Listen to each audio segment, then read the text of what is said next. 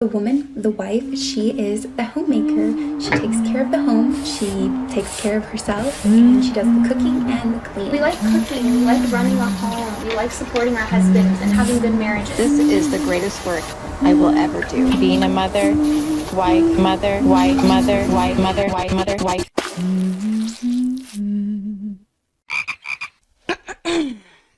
Have you seen this video? Okay, that's my birthday present from Daniel. Hoping their tickets to Greece. Where's it from? I don't know, the boys took it off. From Ukraine.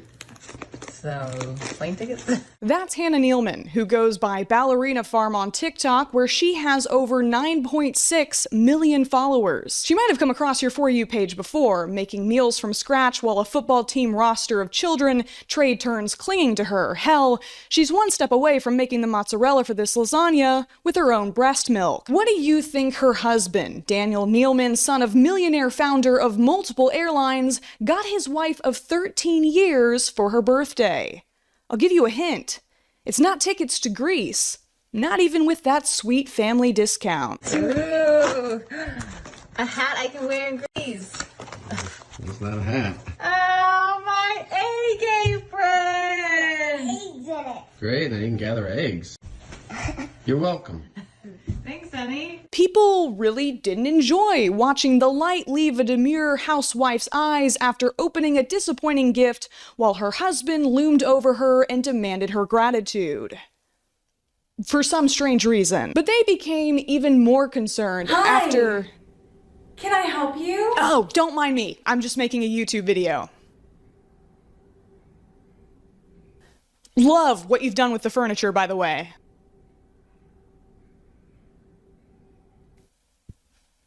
Can I keep going, or... Can you fold clothes? Yeah. Wonderful. Continue. Right.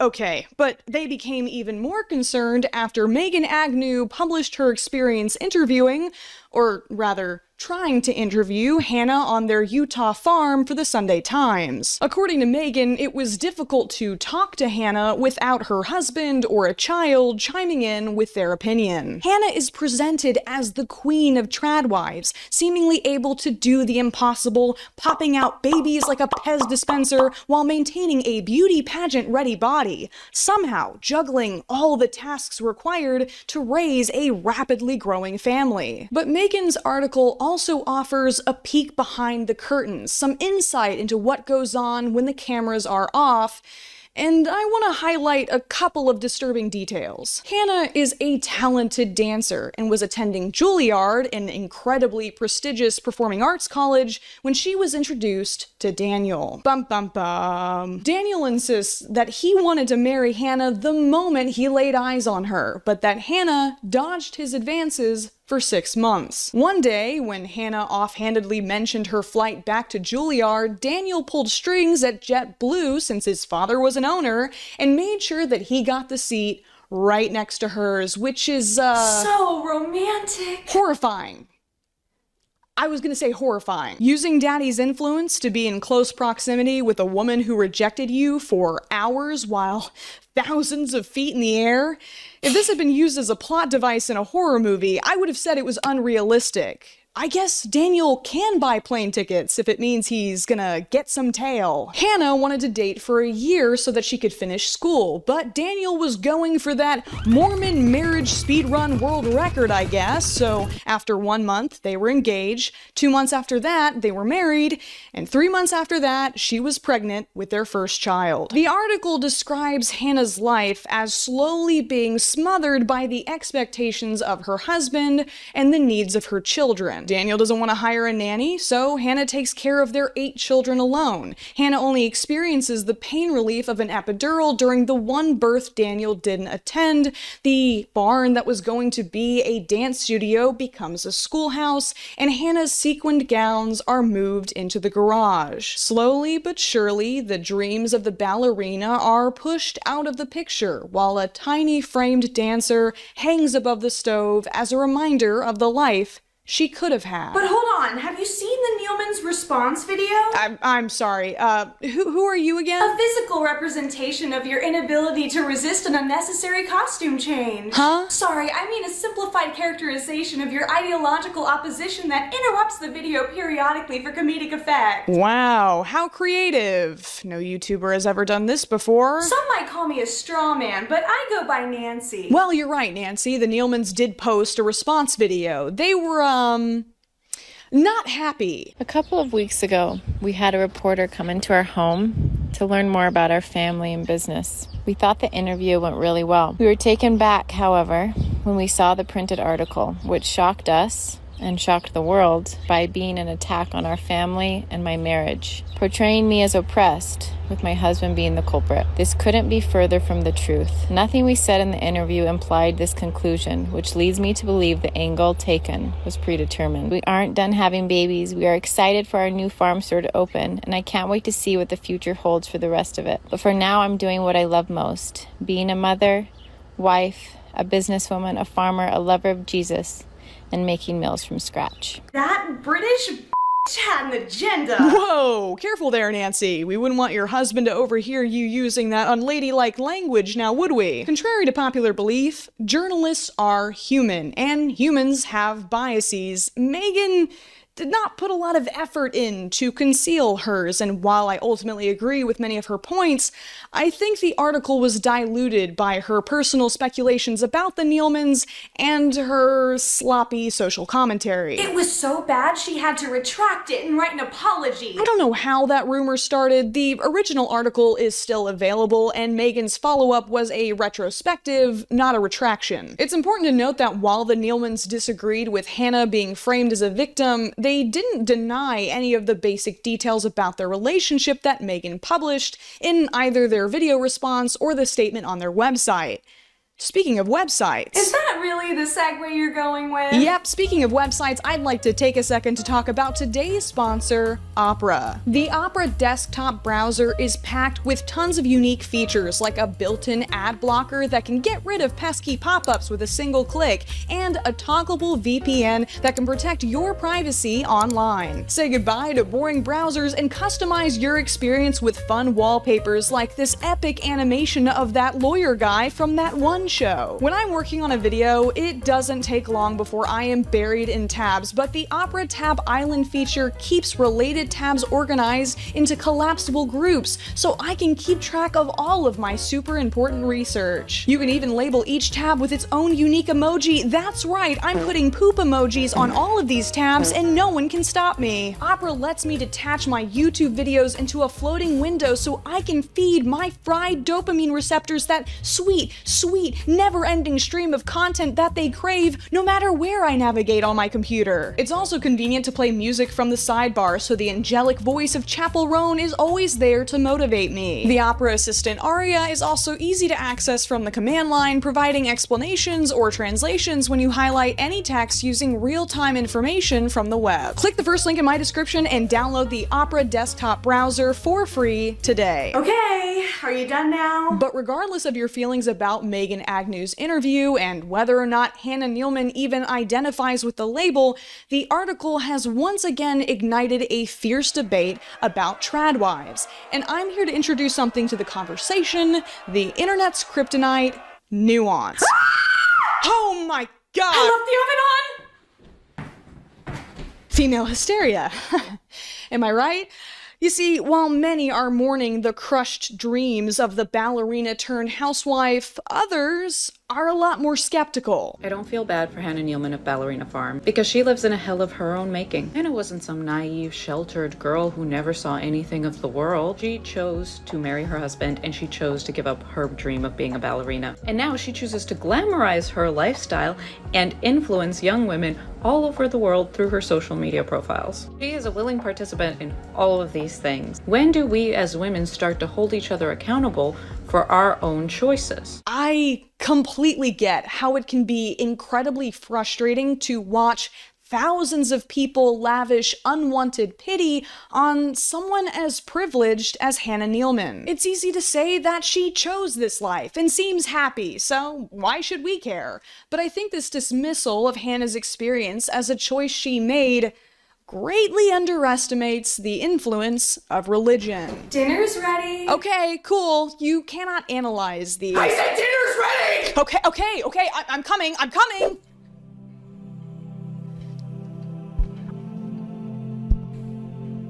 You cannot analyze the Ballerina Farm outside of the context of Mormonism. Both Hannah and Daniel are practicing Mormons and were raised in traditional Mormon families. Now, religion isn't really my thing anymore, but I did devote almost 2 decades of my life to it. While I wasn't raised Mormon, I was taught many of the same values that Hannah was, and like Hannah, was on the receiving end of some very intense messaging quite literally since birth. So I'm a former Mormon trad wife. I have 6 kids. I'm 38 years old. I don't have an education. I got married young. I had kids young, and I absolutely gave up on my hopes and dreams to choose the life that I have now. Now that I've been out of the church for 3 years, I will tell you that I was never actually given a choice. It's not fair to show someone 10 candy bars and say, hey, you can choose this candy bar, which is the right candy bar that you should choose, or you can choose these 9, which are poisonous and deadly, and if they don't kill you, they're going to kill all of your friends and family members. What would you like to choose? If you haven't had the experience of being raised in a conservative religion that has a strong emphasis on gender roles and preserving a patriarchal hierarchy, it can be hard to understand just how much every single aspect of your life is influenced by the mandates of the church. As an ex-Mormon woman, here's what I think is getting lost in a lot of the discourse around the Times article about Ballerina Farm. It's been super invalidating to see a lot of people saying, how dare we disempower a woman by suggesting that she cannot be happy making bread and making babies. It completely disregards the intense, every fiber of your being messaging that Mormon women and also many other Christian women get about their only value add to society is as wife, is as mother, is as homemaker. These aren't influences that are easy to shake off either. You can't just run out the doors, dye your hair green, get an adventurous piercing that later rejected and move on with your life. Trust me, I tried that. And depending on your flavor of religion, the consequences for leaving, both in this life and the next, can be quite extreme. I have a little bit of insight into this because I was raised Mormon. We are taught at a very, very young age what our roles are and how we are going to get into heaven. And as a woman, you have a uterus and you are there to populate the earth with as many Mormons as you can. Did you know that when a Mormon couple is married in the church, they're bound to each other, okay? But they're not just bound together in life, they are bound together in eternity. If she were to leave him, she would still be bound to him. However, she would lose access to her children in eternity. They would no longer be hers. They are his. They belong to him. For a devout Mormon, that is terrifying. It's so much deeper than she's just promoting traditional values. This is the stuff that's been told to her whole life. So, are you really making a fair choice if you believe one option will lead to you losing everything you love and damning your immortal soul? Amen. Fellas, is it okay to feel bad for rich, white, cis, straight, able-bodied women? That's like a super loaded question. I like to think that empathy isn't a limited resource, and that the conversations surrounding these very visible, affluent families, like the Nealmans, can act as a barometer for the messaging trickling down to the less fortunate. Because as much as Hannah doesn't want to associate with the trad wife label and insists that she's just living her life, online content doesn't exist in a vacuum. It exists in the context of coconut trees, etc. You get it. Millions of people are consuming her videos every day, buying the fantasy that she is selling because, let's be clear, the lifestyle presented by Hannah and other ironically named trad wife influencers is a fantasy. When Nara Smith glides into frame in full glam describing the Michelin star meal she's preparing for her toddlers, she isn't exactly representing the experience of an actual traditional wife. Oh, she is so beautiful and thin. And her kitchen is always so clean. Exactly. She is posting a carefully manufactured image. An image, like the Nealmans' hypnotically neutral-colored farmhouse, that is tastefully propped up with immense amounts of wealth. In fact, Nara Smith's content is even further removed from reality than the ballerina farm. While Hannah has to fend off sticky, curious hands, Nara's kitchen is a sacred, well-lit domain where children are conveniently occupied by unseen helpers until the last few seconds of the video. When I asked my toddlers what they wanted for lunch, they both wanted a grilled cheese, so that's exactly what I got started on. And the kids absolutely devoured this. I bet they did. They had to wait 2 business days for lunch. The camera is not a passive observer. It's an active participant. Nara's kids couldn't give less of a that their mom made the bread and cheese for their sandwiches. It's all for you, the viewer. There's a reason you don't see trad wife influencers cleaning stains out of shirts, scrubbing toilets, or... Nancy.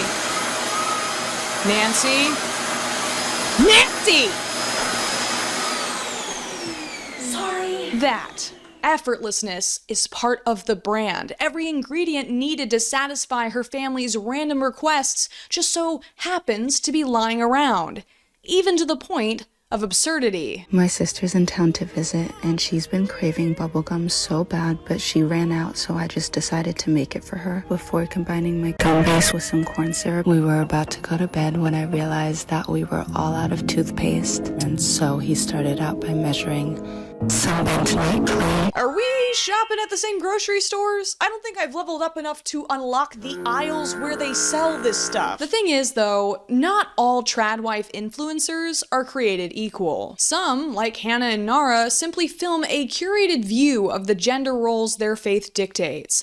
Others use their platforms to directly promote marital submission as prescribed in religious texts like the Bible. And then there are those that simply throw on an apron for a few minutes to farm engagement. But all of these women contribute to a growing body of content that either implicitly or explicitly promotes the idea that a woman's place is in the home, that her delicate femininity can only survive within its walls. The trad wife influencer is a paradox, promoting a simple domestic life while she herself enjoys the freedom of expression and financial independence that women were denied for centuries. These women aren't traditional. They're business owners LARPing the 1950s. Just like your average nerd wants to get hammered and run around Ren Fair in chainmail without contracting the bubonic plague, these women want to wear vintage clothing and promote vintage ideals without acknowledging the troubling history behind the aesthetic. Because as much as conservatives bemoan the loss of high-value women posting montages of the good old days with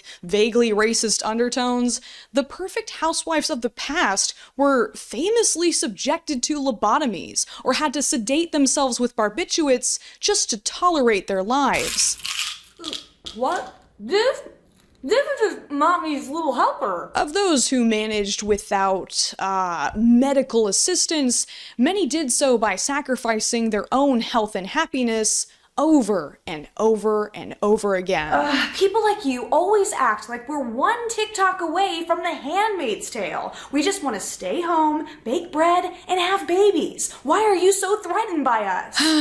This script has been sitting on my computer for a while now because I know that my job can basically be boiled down to professional talker, but I don't want to talk about these women. They're beautiful, they make delicious food, and I'm sure they love spending time with their families. It's just, when I see the commentary surrounding these trad wife accounts, I can't help but feel like the more this content is popularized, the more efforts for women's equality will begin to erode, because this has happened before. Writer and activist Betty Friedan noticed a bizarre phenomenon that swept the United States during the 50s and 60s. Despite the leaps in progress made for women's rights in the preceding decades, young girls were suddenly retreating back into the home, getting married younger than ever, having more children than ever, with no other aspiration outside the role of housewife. Despite what Mary Poppins might imply, the protests for women's suffrage weren't cutesy choreographed choreography and frilly petticoats.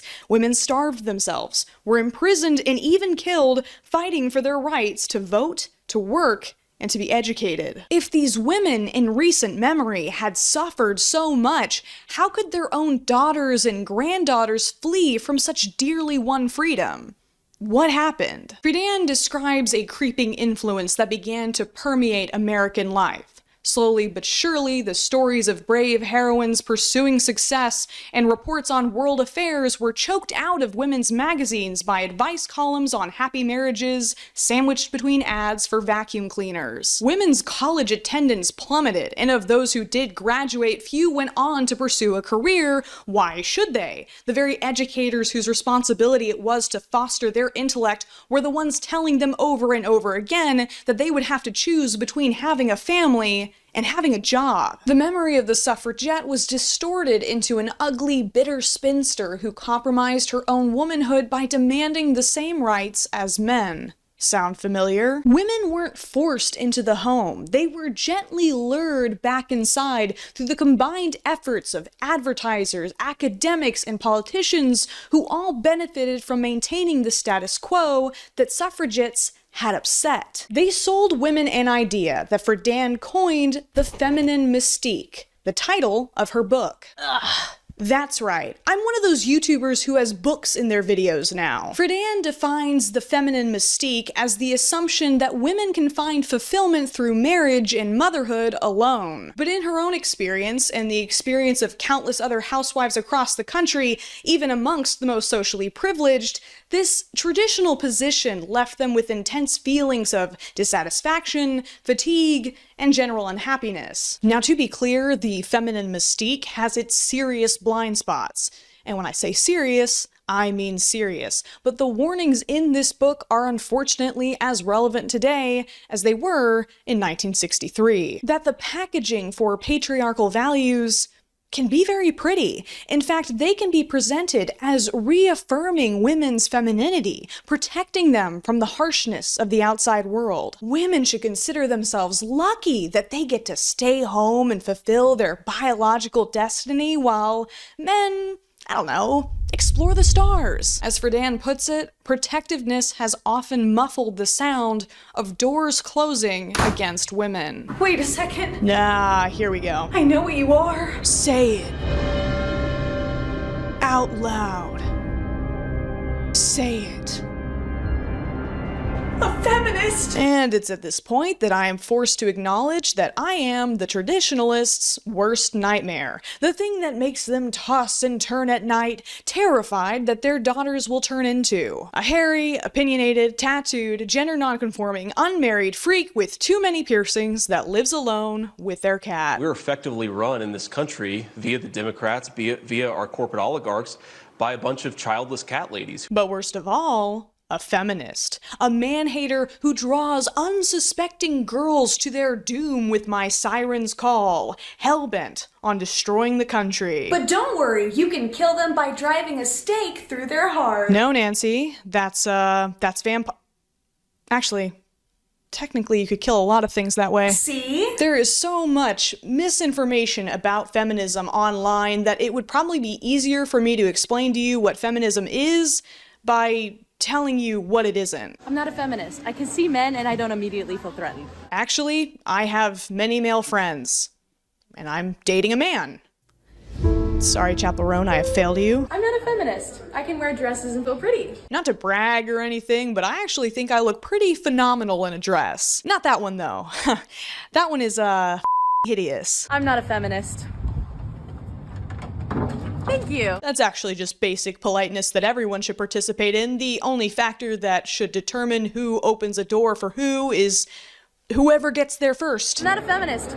I don't hate children. Ah, those crazy feminists getting abortions for fun every weekend, hissing at passing strollers and plucking infants from cradles to put them in delicious children's stew. No, you're talking about witches. Nancy, language. There are so many feminists that are literally parents. I myself worked in childcare for many years, and even though, yes, they are excellent sources of protein, I am proud to say that no kids died on my watch. I'm not a feminist. I can actually cook. Cooking is actually like a super important skill that everyone should learn. Feminism views domestic tasks like cooking and cleaning as legitimate forms of labor instead of just assumed responsibilities for women. It's traditional men, not feminists, who view these tasks as beneath them, perhaps even openly bragging about not being able to do basic household chores. I'm not sure in our entire marriage if I've ever done a full load of laundry. I have not done anything around the house for 40 years. I've been a completely useless. Mrs. Shapiro said, I'm not sure Ben knows how to do laundry, so I'll go with the dishes. Ah, Nancy, can you do a quick tutorial for these poor, helpless men? Step 1, put clothes in washing machine. Step 2, put soap in washing machine. Step 3, let me know if I'm going too fast. Step 3, turn washing machine on. I'm anti-feminist. Of course I birthed my baby at home. There are countless, very personal reasons why somebody might choose to have their baby at home or in a hospital. But the fact that you, and not the father of your child, were the one to make that decision is because of feminism. I'm anti-feminist. Of course I track my menstrual cycle instead of taking toxic birth control. Fertility awareness methods require a lot of discipline and are shown in studies to be less effective than other methods even when followed perfectly. But yet again, it is feminism that gives you this choice. I'm anti-feminist. Of course I healed my menstrual cycle with raw liver and beef after 8 years of veganism. What are you talking about? What does beef have to do with anything? I'm anti-feminist. Of course I know I can do whatever a man can do. Why would I want to?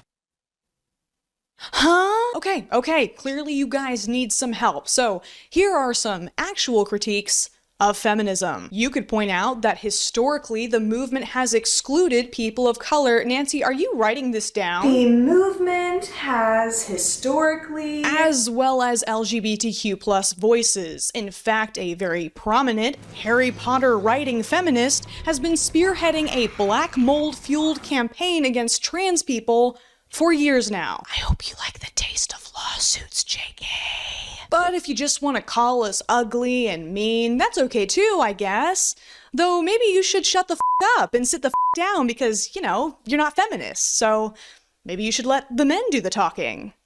They're really good at it. There isn't a woman on planet Earth that doesn't want to be led by their man. No guy that wants to be with a girl that has a for sale sign on her. Let me see the stats. What's your body count? How old are you? How much you weigh? Tell me. What's your body count? There's something so painfully ironic about women using the freedoms that feminism won for them to bash feminism. Their ability to build a platform at all is because of the decades of hard work that the very women they ridicule devoted their lives to. I'm not gonna lie, don't tell the feminists, but I would rather stay home and cook and clean. There's something within me as a woman, maybe it's almost turning 25, that got me thinking, like, this cooking and cleaning thing isn't bad. Like, I just don't understand why women wanted to work.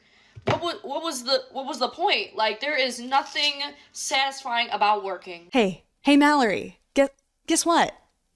You are working. Posting content online and profiting off of it is by definition a job. Not to mention that labor you're doing for your husband is stuff that he would have to pay hundreds of dollars to get someone else to do. If you like pretending it's the 50s so much, why don't you put your money where your mouth is? Oh wait, nowhere, because women in the US didn't even have the right to open a bank account until 1974. Now, even though we've taken this little detour or long detour to talk about feminism, I'd like to point out that a lot of support that I've seen for tradwife content online has been from feminists. These feminists insist that the ability to choose between being a tradwife or not being a tradwife is what feminism is all about.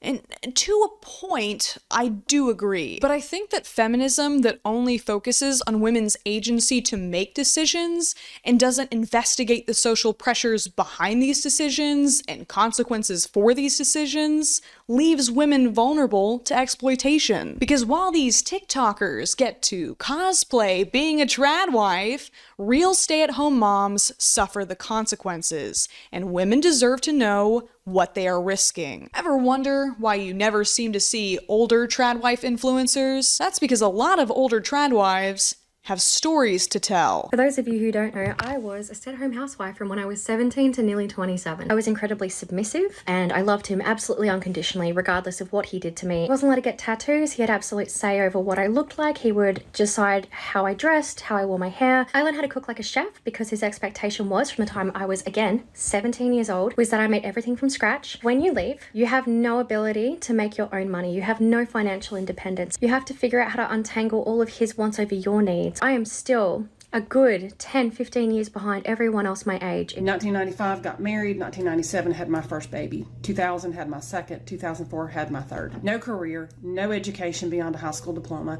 It is what I wanted, having no understanding of the consequences that I'm now facing. And then fast forward to 2016, we're divorced, and I'm starting at the bottom with no job experience. Now I'm 49 years old. I'm struggling financially because I don't have 20 years of work experience. Being a stay-at-home mom is both rewarding and extremely sacrificing. I wish I had known then what I know now. I wish I had had people like me telling me what I'm telling you now. You see, at the end of the day, I really don't care if a woman truly believes that she can achieve complete fulfillment through being a wife, a mother, and a homemaker. I promise I'm not gonna clockwork orange her with stock market charts and Excel tutorials. My real problem with the trad wife lifestyle is that it can be really dangerous. Traditional marriage is often explained as an equivalent exchange, support for security, comfort for cash. The man, he is the provider, the main breadwinner.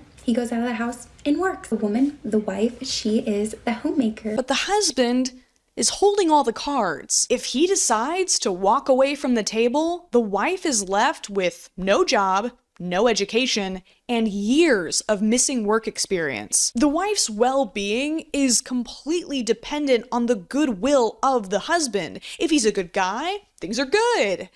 If he's a bad guy, things can get really bad, especially if the woman has been isolated from any outside support network. You add a dash of religious fervor, a pinch of social stigma against divorce, and you've got a recipe for misery gumbo. But my husband would never do that. He loves me. I really, truly, deeply hope that that's true. But how do you know for sure? And what if he changes? That would never happen. But so many women have said that and been proven wrong. You're just jealous of me. Nancy, Why can't you just let me please be just happy? listen. Get out! Get out of my house! Get out! Get out! Well, I wish I could say that that was the first time someone's kicked me out for yapping too much. I'm sure there are going to be many people commenting paragraphs underneath this video citing historic precedent, religious text, biology, psychology, feminine and masculine energy, anything they can to convince me that a woman's natural place is in the home. But if it's so natural for women to be submissive housewives, why do so many men feel the need to scream at women from pulpits and podiums and places of power to stay in their place? I think it is you, the women, who have had the most diabolical lies told to you. You may go on to lead successful careers in the world, but I would venture to guess that the majority of you are most excited about your marriage and the children you will bring into this world. Why so insistent that women's accomplishments must always come second to their duty as wife and mother, even when they cross the finish line first? Why do companies scramble to remind women to keep centering men in their lives, ridiculing the 4B movement so they can continue to sell men access to potential partners, but also sometimes potential victims? How many Einsteins have spent their lives washing dishes? How many Mozarts bent over stoves instead of pianos because they had the misfortune of being born a woman? While skimming through tradwife content on TikTok, I saw many women scoffing at the idea of fighting for equality. How could any woman prefer the rat race over peaceful domesticity? Because of those meddling feminists, I have to go to work in the morning. And I just think about how so many of us, since we were little, we were raised in this kind of boss babe feminist society that told us you can be so much more than just a mom. You can be so much more than just a wife. And so many of us listened and we, tried to climb corporate ladders and we boss babed so hard. Now, we're we're a little bit boss babed out. But that's just capitalism, babes, and I don't think becoming a trad wife is the clever exploit you think it is. It's just exchanging corporate drudgery for another form of servitude, a form of servitude that has no salary, no HR department, and no 401k. Not to mention that the reality for a lot of women is getting hit with the double whammy of working a 9 to 5, only to come home to a second shift of household duties and childcare that their male partner refuses to participate in. You might have noticed that there is a lack of statistics in this video. When I first started writing this, I had this idea in my head that I was going to make an absolutely watertight, highly researched essay, like those super smart commentary YouTubers I like to watch who post a 7-hour-long video every other leap year. And maybe I will do that one day, but right now, if I'm being honest, I'm just tired. I shouldn't have to present statistics when I say that women have a wealth of contribution to offer industry and academia. Though, according to the Pew Research Center, women account for over 50% of the college-educated labor force in the United States. I shouldn't have to present statistics when I say it's a really bad idea for women to live their lives at the mercy of their husbands. Though, according to the National Domestic Violence Hotline, 1 in 4 women has experienced severe physical violence by an intimate partner. Because unlike a lot of people making videos on this topic, I've actually had to live this. I was raised by a traditional Christian wife in a traditional Christian community. There is a lot of hurt there that is not completely mine to share, but trust me when I say I have seen the terror men can wield when they believe that the submission of their wife and children is their God-given right. If you've been watching this and you feel like I've been a bit overdramatic, I don't blame you. But I would like to remind you that we have a presidential candidate who has surrounded himself with people whose involvement with Project 2025 is public knowledge. This document outlines plans to restrict women's access to healthcare and birth control, remove protections for LGBTQ+ people and people of color, and reinstate traditional gender roles as outlined by a certain interpretation of the Christian Bible, amongst many other radical changes. It would be, as the kids say, a major L for the US. If you're a traditional wife, and even after everything I've said, you want to continue in this role, that's fine. Though I do hope you have a plan B in case things go wrong, and not the one Republicans are trying to ban. I want you to have the right to do so and have your decision be respected despite my reservations and experiences, but I also want a world where there's a place for me and people like me, so if your husband does let you participate in this election cycle, here's a quick tip. You can lie to him when he asks who you voted for. Maybe this video was just me screaming into the void wearing goofy costumes, but I hope I've given a voice to the fears that some of you viewers have also felt. I don't hate trad wives, not even the fake ones, but I felt like I had an obligation, given what I've been through, and given what the women in my life have been through, to talk about the realities of choosing this path. At best, the trad wife lives her life comfortably in a gilded cage. At worst, she's caught in a death trap.